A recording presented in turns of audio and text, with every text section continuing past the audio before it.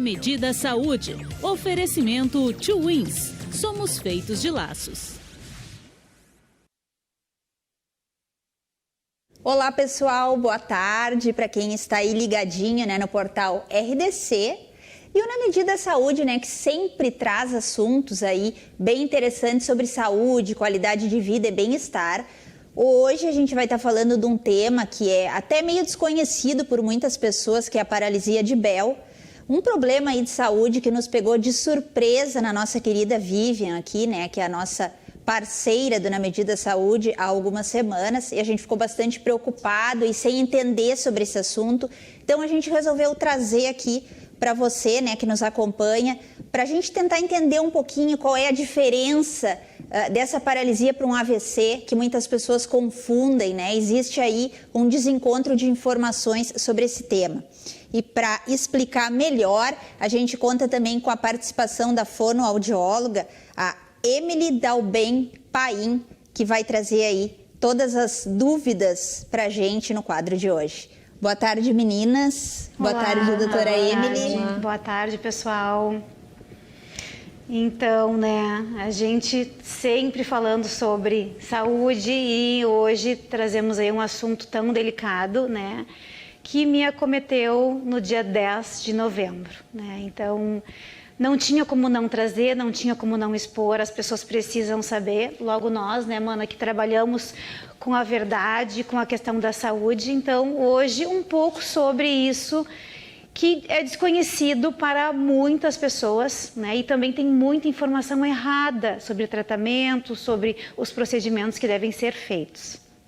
E Vivian, eu acho interessante começar, o quadro de hoje, tu contando um pouquinho, para quem aí nos assiste, nos acompanha desde o início, o que tu sentiu, quais foram os primeiros sintomas naquele dia, Então, Gi, eu na quinta-feira de noite, na quinta-feira eu já estava com dor no maxilar e a minha língua, ela já estava dormente. E eu, como uma pessoa atenta, eu comentei com a Vanessa, nossa, mana, sabe qual é a sensação que tu escova o dente, que tu fica com aquilo na língua, assim? Sexta-feira nós viajamos e eu na direção e eu já comecei a sentir, que é o lado direito, que foi o lado que paralisou, eu fui sentindo ele diferente, mas não falei nada pra ela.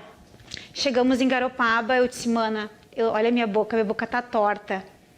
Olha o meu olho, e aí foi paralisando, o olho fica aberto, Uma das características, só que, gente, eu vou dizer pra vocês, eu não tinha conhecimento sobre a doença, eu achei que eu estava tendo um AVC em pleno feriado, véspera de feriado, em Santa Catarina. Com as crianças indo para um passeio, e é um tanto quanto desesperador, Nós duas sozinhas com 3 crianças, Então, assim, foi um misto de coisas, viagem para um lugar diferente, Só nós duas, e uma situação desconhecida, O rosto paralisando, tipo, meu Deus, será que é um AVC? E aí eu tomei, a gente foi até o posto de saúde, fui bem atendida na sexta, só que com apenas uma medicação, e aquilo não me deixou confortável, porque no sábado eu acordei mais torta ainda.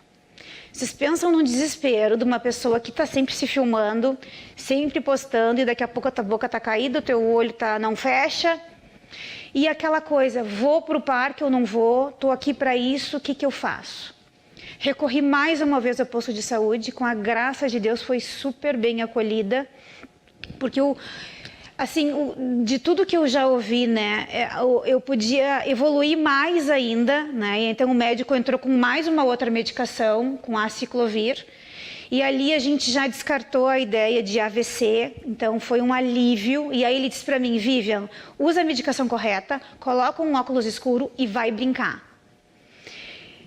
Enfim, eu chorava e ria, daí já virou brincadeira, todo mundo faz boca torta, Porque a boca... Para mim, o olho chama muito atenção, porque ele agora nem tanto para fechar, Mas a boca chama atenção, porque quando tu fala, ela logo vai para o lado, ou a mastigação para beber água, a água vazava do lado, Enfim, mas aí eu voltei para Porto Alegre e comecei a buscar mais informações, porque assim, gente, é um bombardeio de informação errada sobre o tratamento, o que pode prejudicar na evolução, o quanto antes da recuperação da face, tá?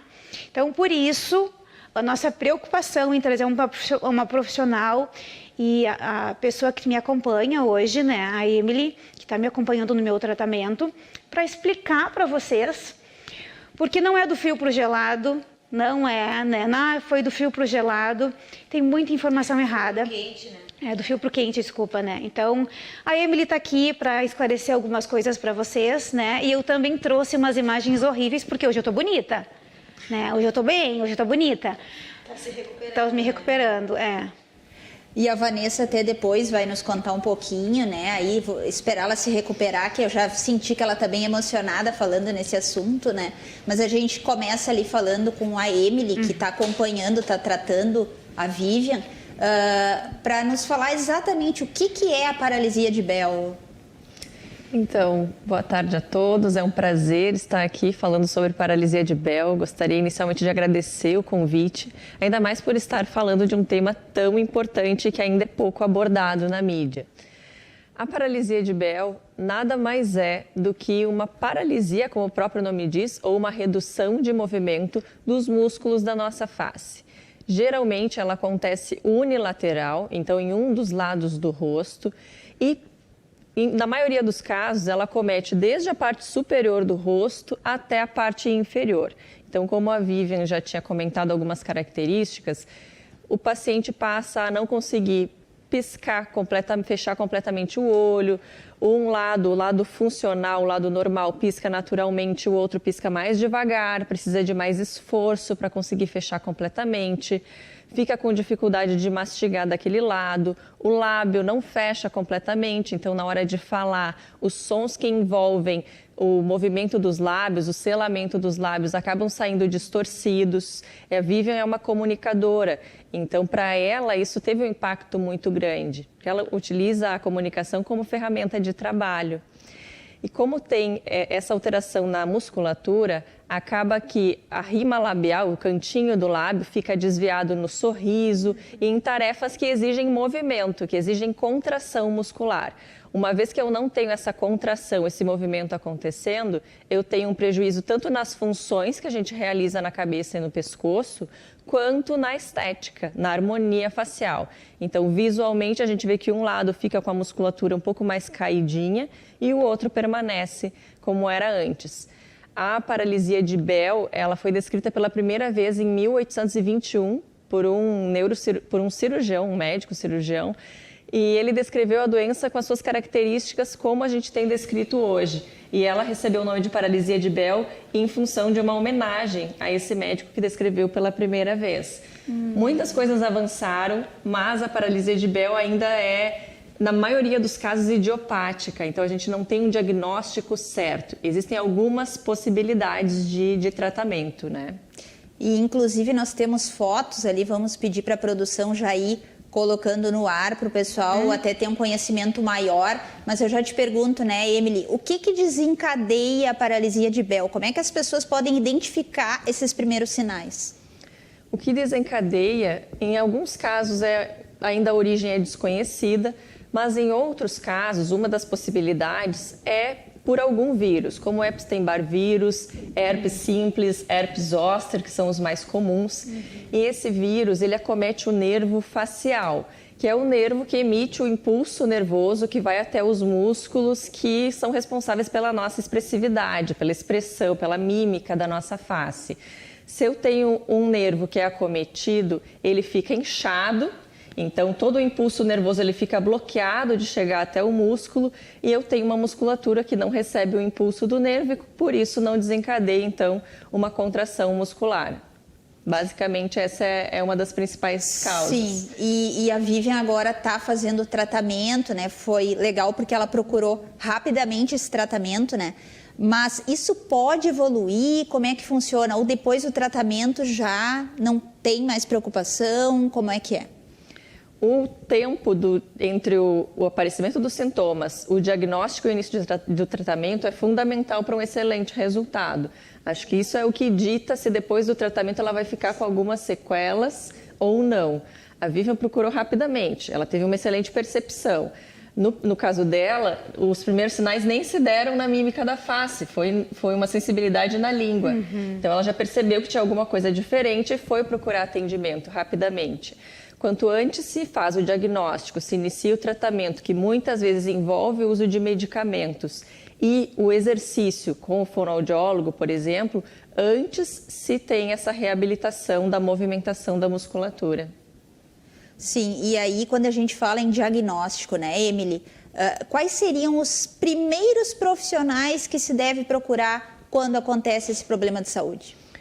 Diante de qualquer sinal, seja uma mudança na sensibilidade da língua, do paladar, formigamento na face, mudança na movimentação, percebe que a língua está mais arrastada, ou a face está mais lenta, os movimentos, tem que procurar atendimento médico imediatamente. Não só por desconfiar de uma paralisia de Bell, mas por poder estar diante de alguma outra doença. Algo não está normal e a gente precisa identificar o que é que está acontecendo. Então, num primeiro momento, procurar atendimento médico para fechar esse diagnóstico. A partir do diagnóstico médico, se inicia então o tratamento, seja por medicamentos, se for necessário, ou alguns exames que podem ser necessários também para fechar o diagnóstico, e a partir disso também a reabilitação. E além dessa reabilitação que tu comenta aí, que tipo de tratamento, até para as pessoas já em casa, né, entenderem um pouquinho, é indicado, né? Claro que tu tens aí, ela tem o acompanhamento, né, de uma fonoaudióloga, mas quais as outras etapas, digamos assim? E ele é um período muito longo de tratamento? Em geral, num primeiro momento, pode ser que a equipe médica prescreva um medicamento, né? Mas isso ela não precisa começar a reabilitação com outros profissionais só depois que cessar os medicamentos. Isso acontece concomitante, então é importante reforçar isso. As coisas vão acontecendo ao mesmo tempo. Então, a gente costuma trabalhar em conjunto, o fonoaudiólogo, o fisioterapeuta, o dentista, o oftalmo, porque como o olho não fecha completamente, pode ter ressecamento do globo ocular e com isso vir a ter lesões na córnea, por exemplo, coisas que são preveníveis se identificado precocemente. Então, a gente acaba atendendo com um neurologista, que é muito importante, ele que costuma fazer o diagnóstico da paralisia de Bell. É uma equipe multidisciplinar que acaba atendendo para um melhor resultado, que é a reabilitação completa do paciente. Obrigada, Emily, por tirar aí as dúvidas dos nossos telespectadores, né? Eu gostaria de deixar a mensagem final no Na Medida Saúde hoje com as gurias, Vanessa, que não falou ainda, e Vivian.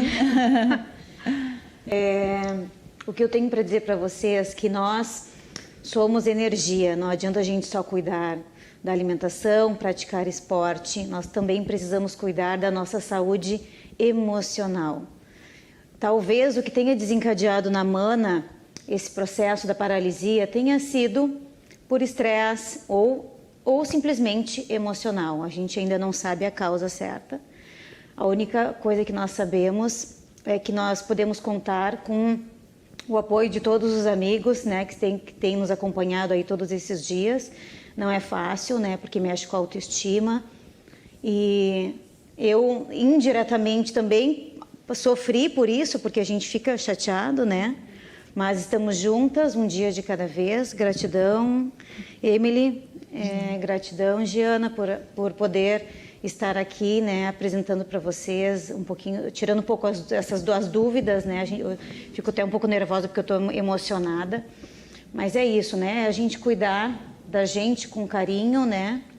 Com carinho, e acho que é isso, né, Mona? Eu fico até sem palavras. Não, e agradecer a toda a rede. A gente não tem a dimensão do quanto o nosso trabalho alcança, né? E assim, agradecer toda a rede de apoio, os amigos, as pessoas que estão conosco. Mas acho que o principal é ser de verdade nesse mundo de tanta mentira. E principalmente tirar o melhor da dor, porque é a dor que nos ensina. É não se vitimizar. Eu passei por um processo de dor, ainda estou passando, você também, todos nós temos as nossas dores. Mas a gente precisa aprender a tirar lições. E qual será delas? Eu já estou tirando a minha, né? Então é isso. Gratidão por poder, né, trazer esse assunto, Gi. Obrigada, gente. Obrigada, gurias. Obrigada, Emily. E boa recuperação, Vivian. Espero que em breve tu esteja 100%. 100%. E o Na Medida Saúde volta na próxima quarta-feira. Até lá! Na Medida Saúde, oferecimento Two Wins. Somos feitos de laços.